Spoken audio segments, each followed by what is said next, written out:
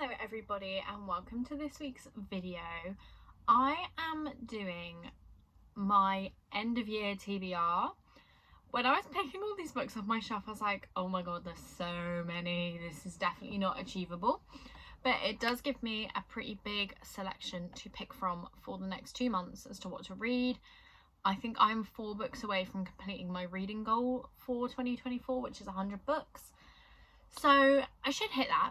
If I don't, then I don't know what's happened, because like it's 4 books, so that's like two each month. That's all I need to do.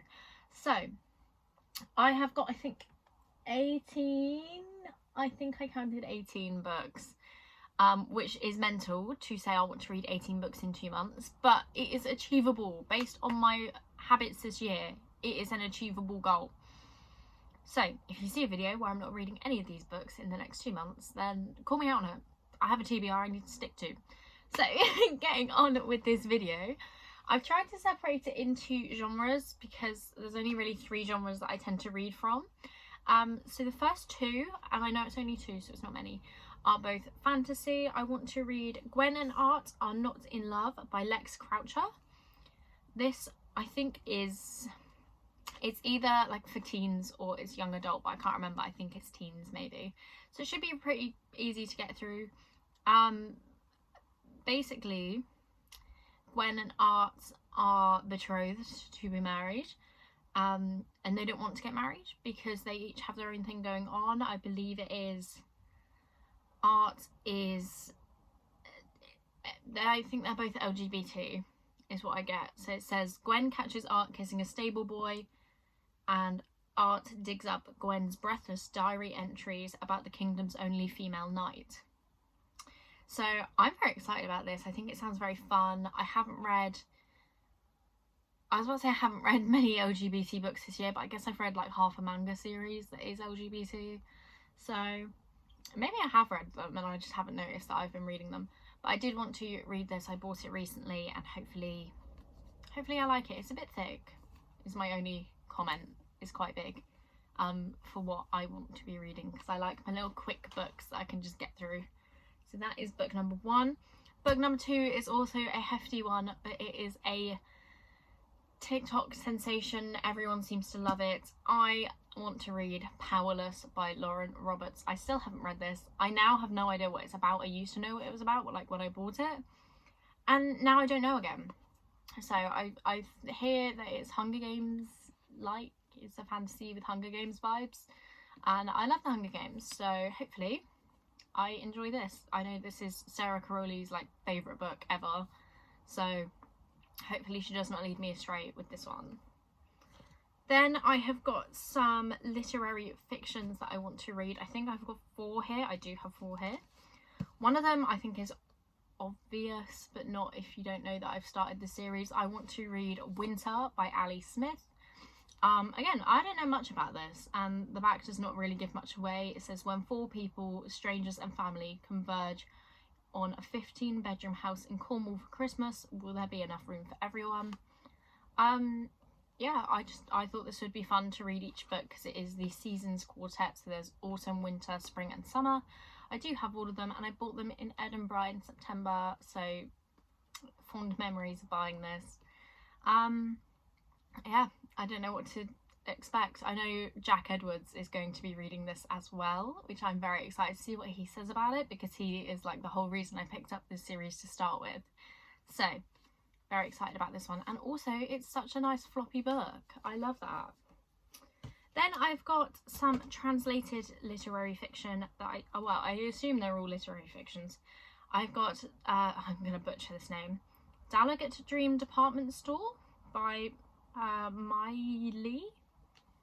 I might have just butchered all of those words, but this one looks quite cute. It's a department store where you go in and you like buy the dream you want to have, is what I think the vibe is. I won't lie, I picked this up entirely based on the cover. I think it's really cute. Like, look how stunning.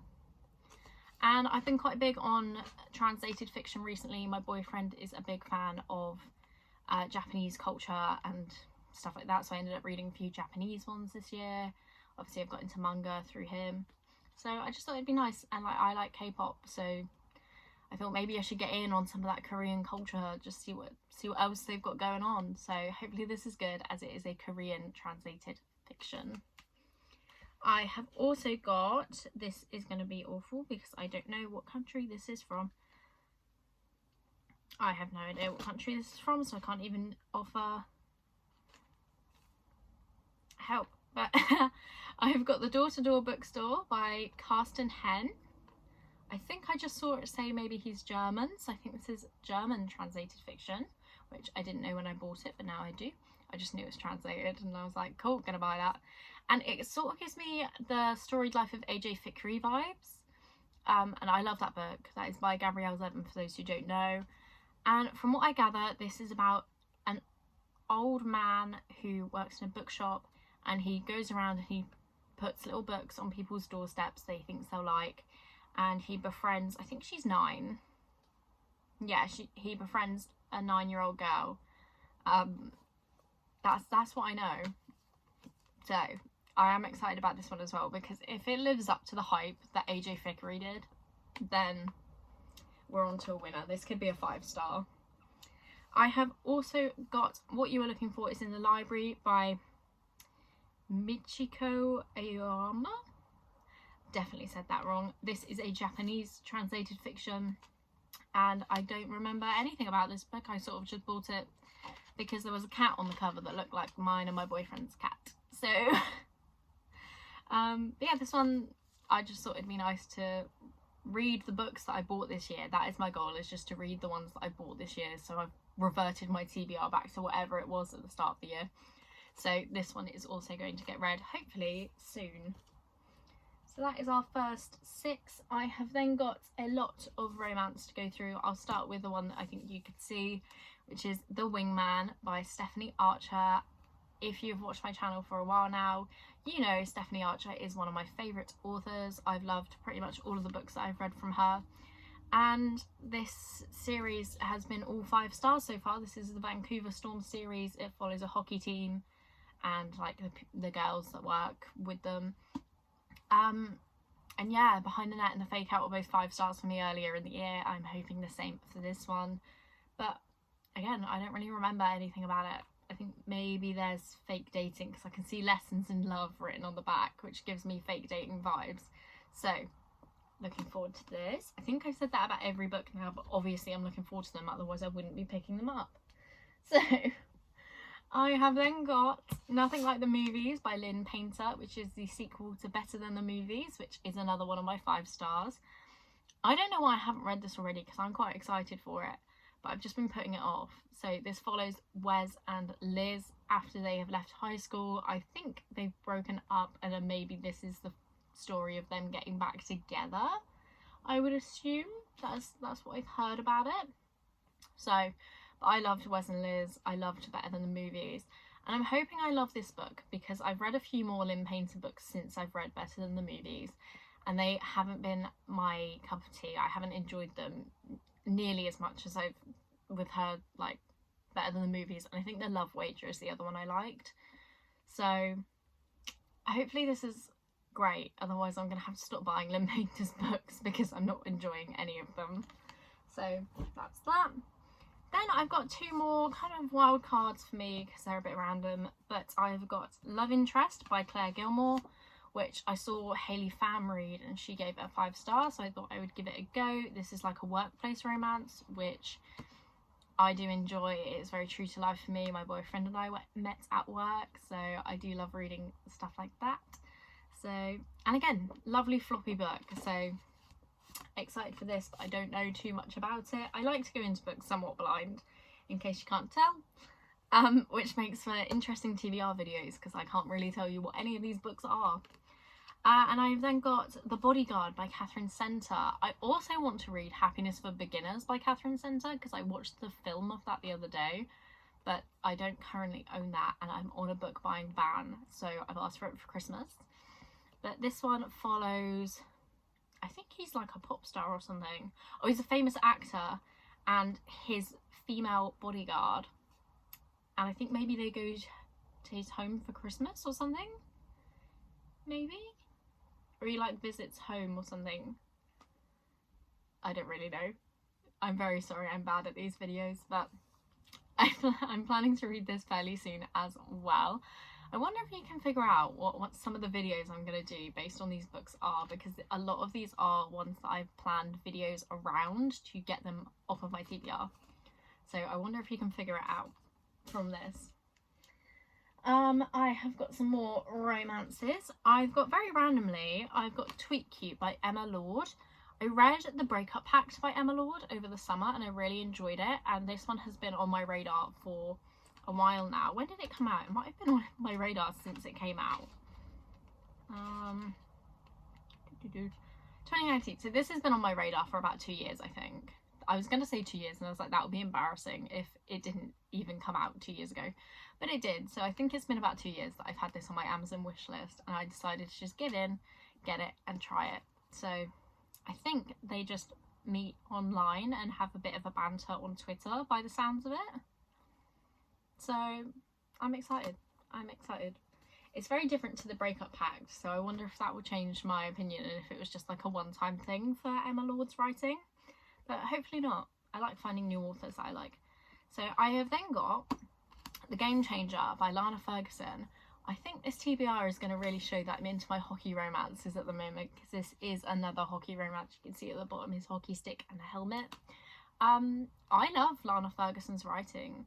I think The Nanny I read first, and that is my favourite of her books that I've read so far. And I read The Fake Mate earlier this year, and I did really like that too. So I'm hoping this one is also the same. But again, I don't really know anything about it. And I know she's got another book coming out in December called Under Lock and Key, which I'm also very excited for and will probably end up hopefully reading by the end of the year. So it'll be interesting to see, like, because I think all of her books are slightly different, like obviously tropes and stuff. So The Nanny was an OnlyFans creator who ended up nannying for like her biggest subscriber, is that what they're called? Fan. And then The Fake Mate was 2 doctors that were like shifters to wolves or something. I don't know how to describe it. It was crazy. It was a great time, but crazy. Then I have got 2 books that I have actually already started. I've got my little bookmarks in them, but I haven't finished because I've been in a reading slump.